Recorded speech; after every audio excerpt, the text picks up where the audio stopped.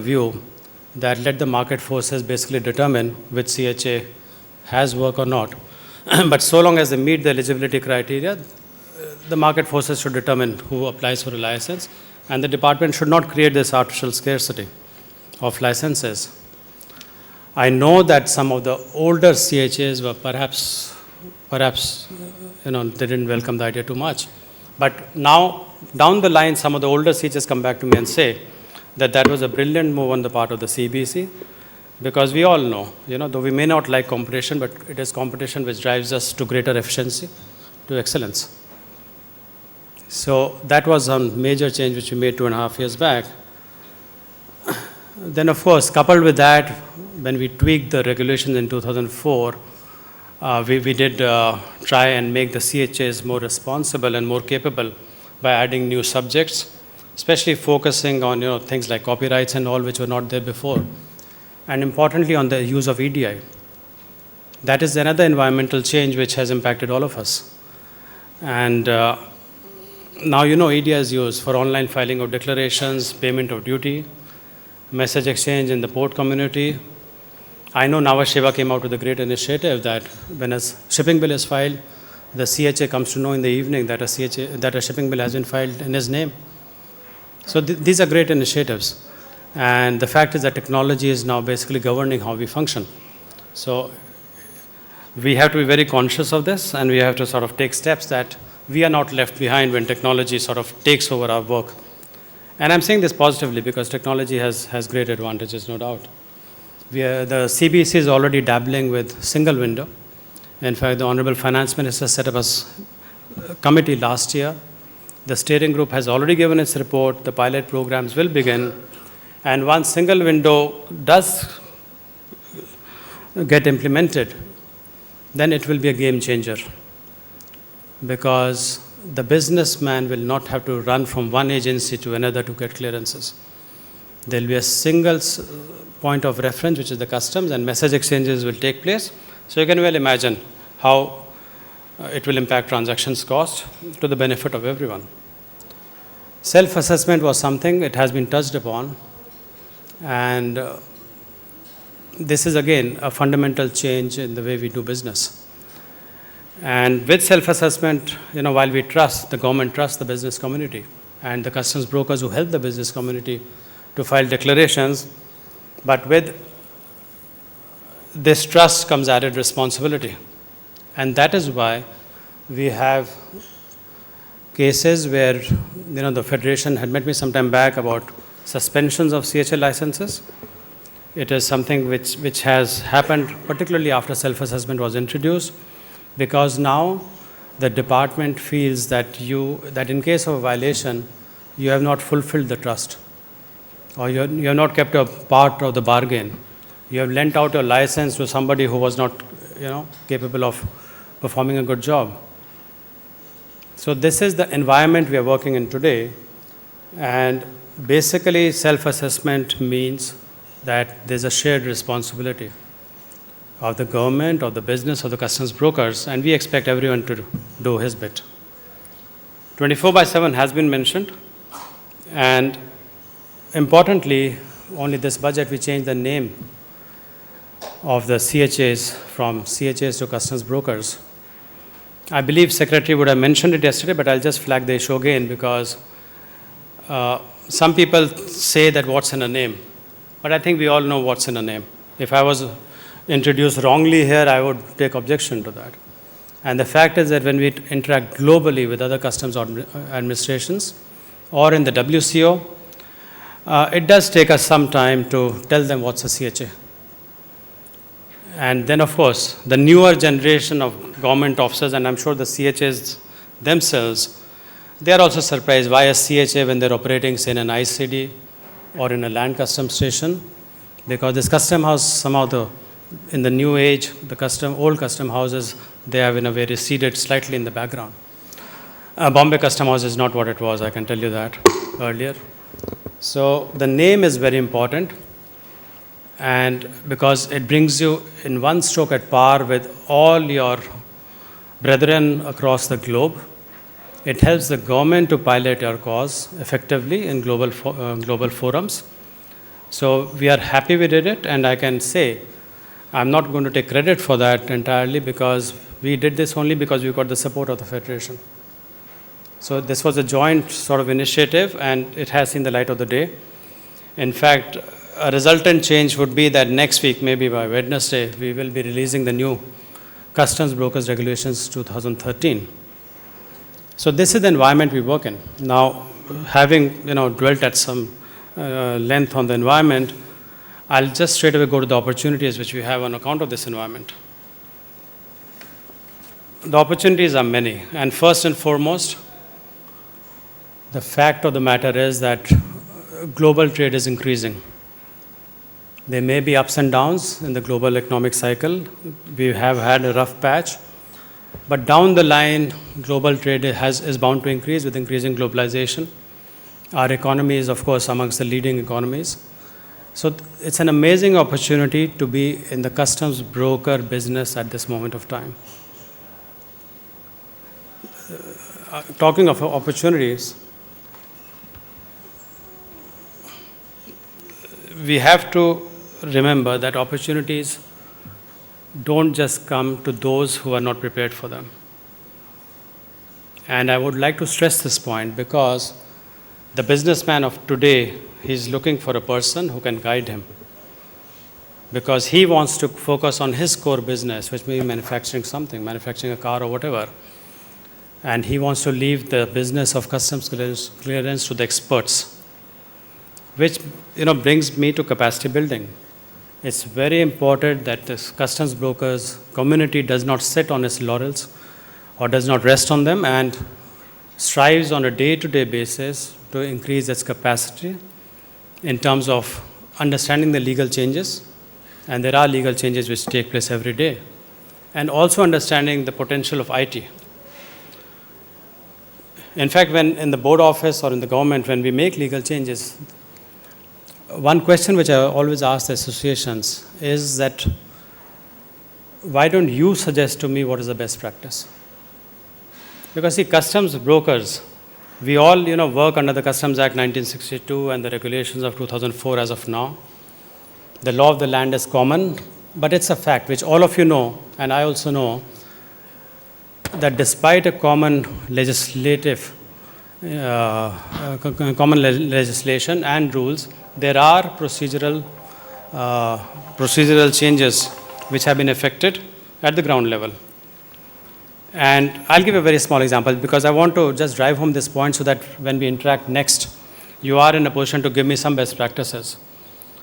The example I want to give you is that if goods are wrongly shipped to New Delhi and they have to be re-exported back, the permission is given by an Assistant Commissioner of Customs, whereas the same permission in Bangalore is given by the Commissioner of Customs, who is not, of course, situated at the airport. So naturally, I'm not saying there are delays, at least officially I will not say there are delays, but the point is that these are things which we can look at, and who best but the customs brokers community to point it out, that you have varying practices in this XYZ areas, and we feel that this is the best practice. So I think we can partner in this and move forward. So it's a great opportunity to contribute to policy making and for the benefit of everyone. Partnership with business is something which I've talked about earlier.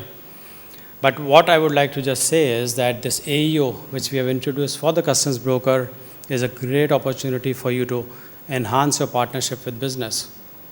I'm looking forward to the day when I go on a website of a big multinational and I find one of the buttons is that saying XYZ is our AEO approved customs broker. That is the extent of partnership I'm envisaging. So it's a great opportunity to partner in that.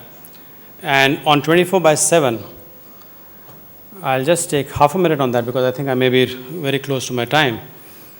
But when we introduced 24/7 on a pilot basis, one of the feedbacks we got is that the customs brokers are perhaps not too enthused about it.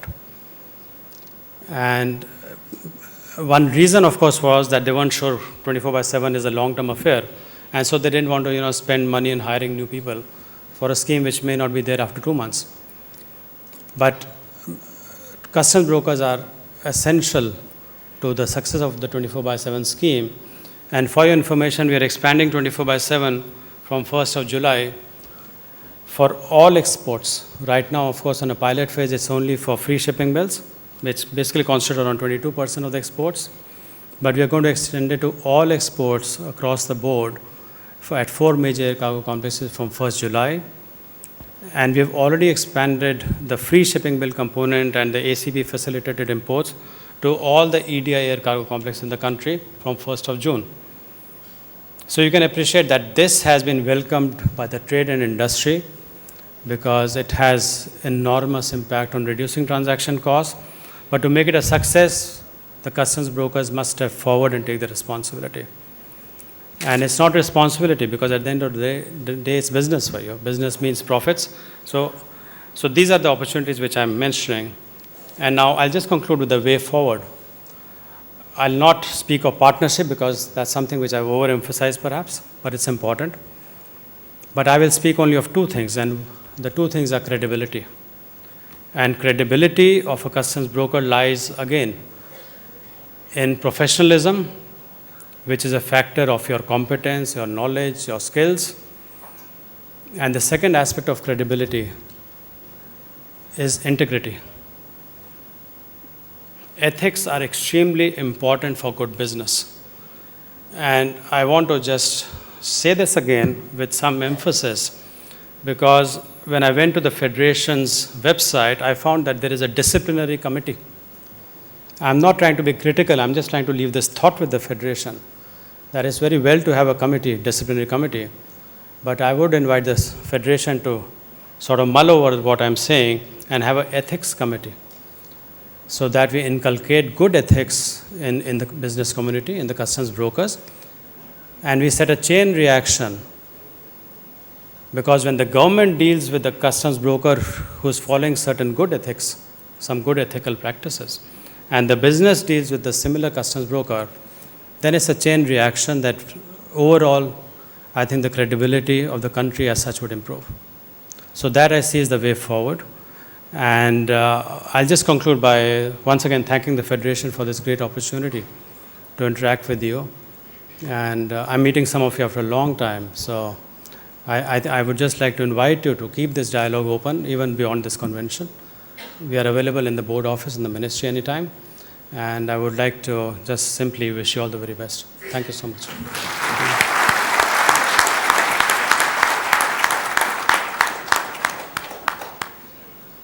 Thank you, sir.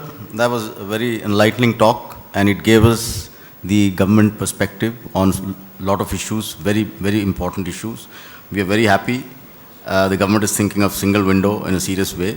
So our issues like the wildlife officer, the duck control, and all that will be over. Self-assessment, a very important subject. We have differences of opinion, though the word self-assessment is very attractive and in principle very good. But anyway, we are having an ongoing dialogue, and we are very, very happy to know that the CBR or the Custom Broker Regulation 2013 will be out in a few days. We hope, I think, because one request we have made of custom house agents to change to custom brokers has already taken place, and we are quite sure most of our concerns would have been addressed in this CBR 2013.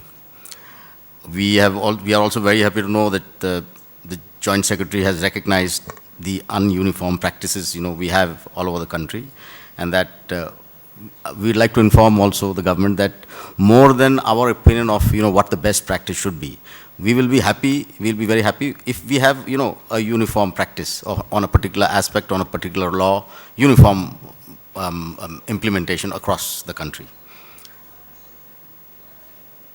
As regard the 24/7, yes, we have, in fact, as we all know, we are otherwise also working 24/7, all of us.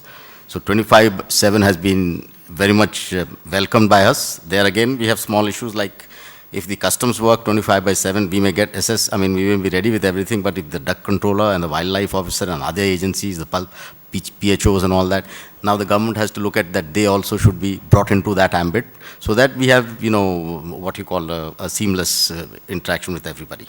Thank you, sir. Thank you very much. And I'll now request Mr. Blaise D'Souza to address us. He is a professional. He is giving us, Mr. Bhatnagar has given us the government perspective. Mr. D'Souza will give us the customer perspective. He is a professional in supply chain management and in particular international logistics. And he represents Mrs. Ingram Micro India Limited, a leading distributor in IT, telecom and consumer hardware. Thank you, George. To begin with, just on a lighter note, just tell you some secrets. When I was born, God was writing on my forehead, what would I be doing in my professional career? And in his mind, he had decided to write on my forehead, customer. And he started CUSTOM.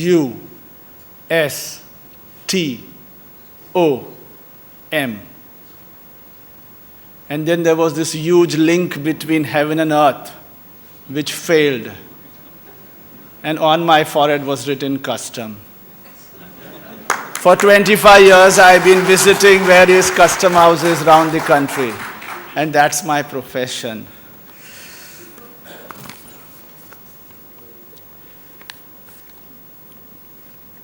So it's nice to be giving the customer perspective to this August gathering. Respected members of the panel, the chairman of the session, George Joseph, JSCBC, Sandeep Bhatnagar, Rahul Shekhar from KPMG, Himanshu Tiwari from BMR Consulting, organizers of this convention, office bearers of FFFAI, delegates and guests at this convention. I'll get down straight. I'll just, to give you where I come from, it's important that you understand my background in 2 slides. It's not selling Ingram Micro, but understand what is Ingram Micro, and also understand that we are very much like the custom broker and freight forwarding fraternity. We are a distribution organization, the largest with 39 billion revenue across the globe. We have customers in 145 countries. We have 105 distribution centers worldwide. We operate in 25 countries. We are 81 in the Fortune 500 list. And we are a broad-based IT distributor with 30 years in distribution. In India, we are the #1 distributor of IT and consumer goods, with revenue of 2 billion in the last calendar year, presence in 44 cities and towns across the country, warehouse operations in 30+ locations, courtesy the state-wise billing that one has to do. We partner over 100 vendors and bring them to our customers in this country. We have 15,000+ registered partners, and 70% of them do business almost on a monthly basis with us. India is also responsible for SAARC region, and we import at 11 ports, airports, and CFS across India. We are the supply chain link, and each one of you here partner us in this business of ours. Perhaps the only difference in our business between you and us is that we put our money into the box and buy it, and you do not. You just add a few percentage points as a cost when you move the box. From there, we've seen members of the panel mention about the forward-looking steps that have been taken over the last few years. Great steps. from the days when we used to go with a manual bill of entry and 35 plus signatures. IceGate, the e-commerce portal, a great tool for industry. The risk management system, again, a system-based assessment independent of the person. A great accredited client program that recognizes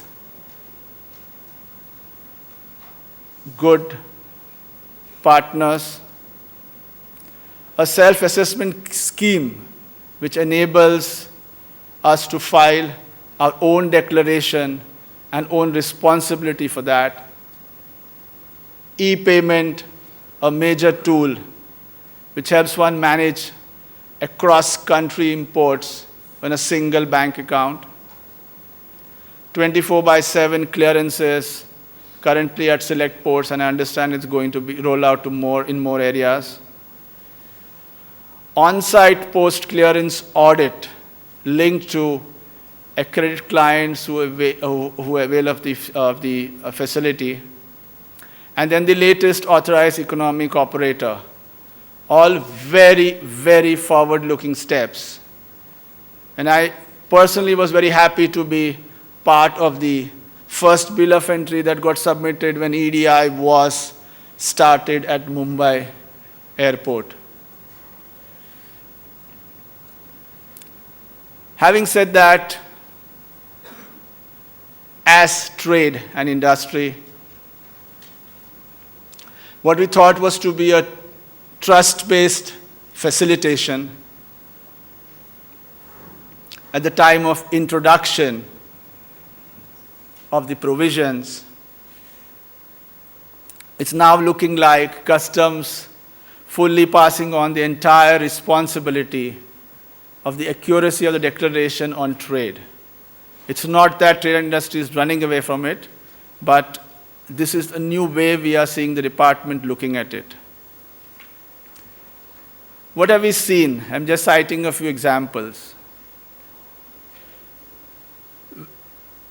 When an importer comes forward voluntarily saying that there is a mistake which I've made in my declaration,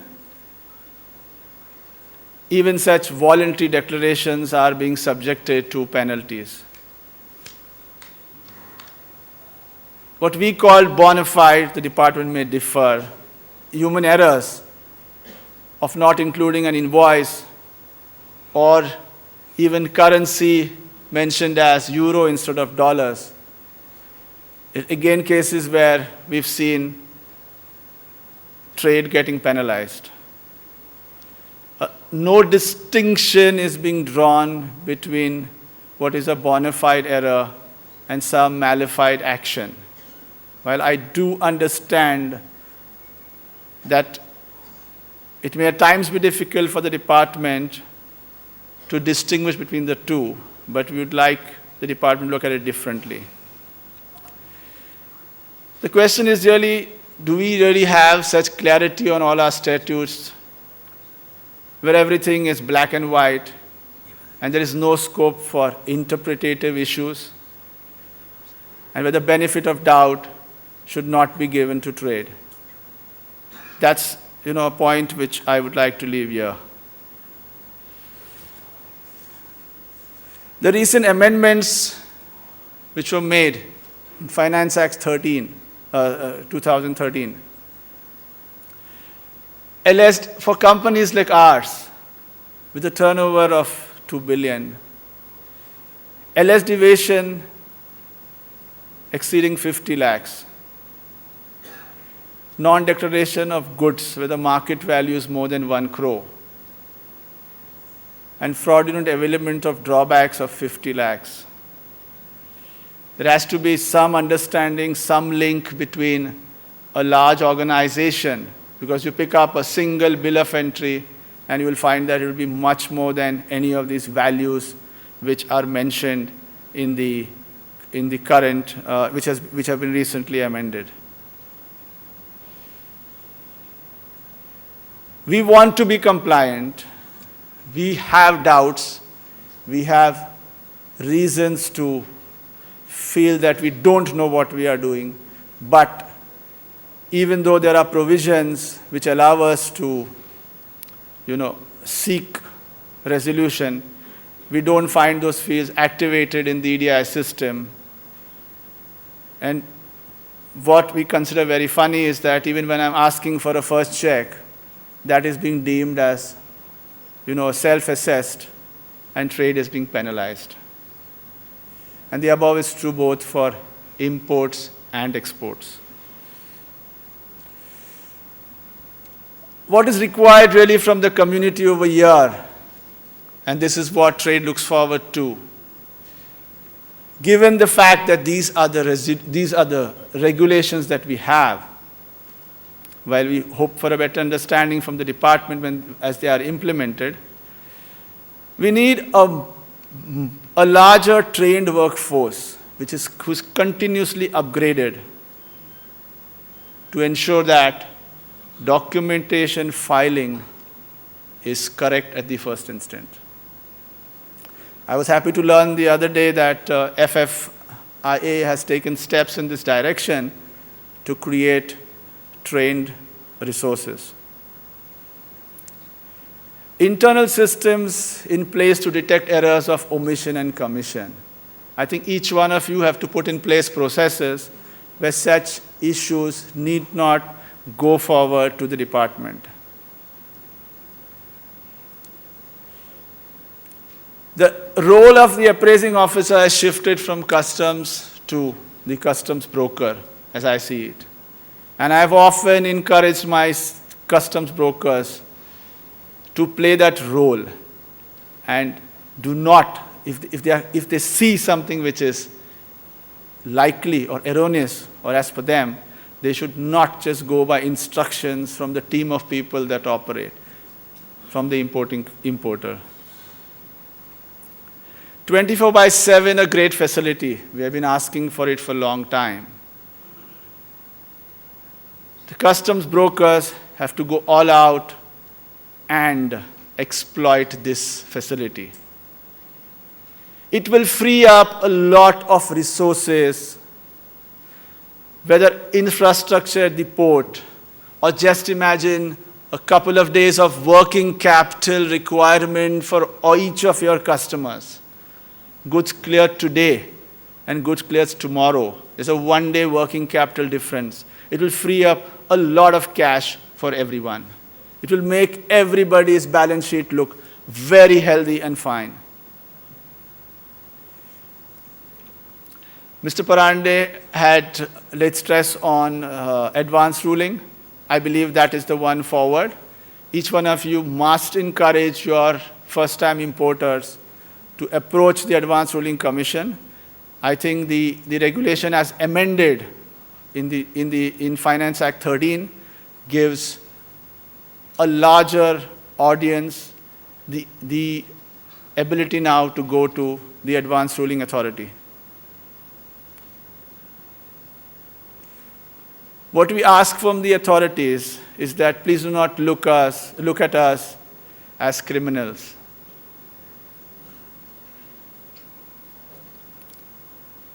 We may have committed errors, and what really surprises me is that when there has been assessment practice for years, and every player in the industry follows that assessment practice, yet we've seen the investigation authority pick up such cases and treat us as though we've really committed a crime. Adjudicating authorities must be given timelines. There are timelines now being given to us for stay orders, timelines to get orders from the tribunal. So adjudicating authorities must have a timeline within which matters must be decided. It is sad to say that, even live bill of entry sometimes after hearing, decisions don't come for months.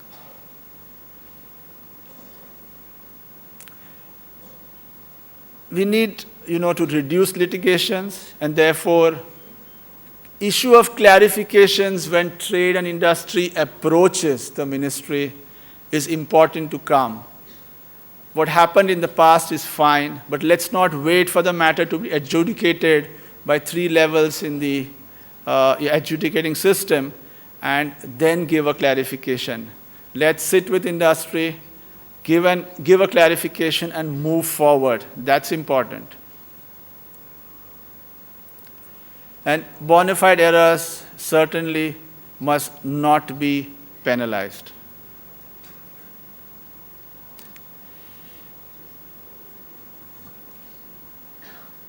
We moved from fast track, green channel, ACP, and we are now looking at AEO. But the more recent amendments in the Finance Act are really holding us back as trade and industry. There needs to be a demonstration of the partnership approach which will help us go all out and avail of the AEO status. OSPCA, the on-site post-clearance audit, another great tool.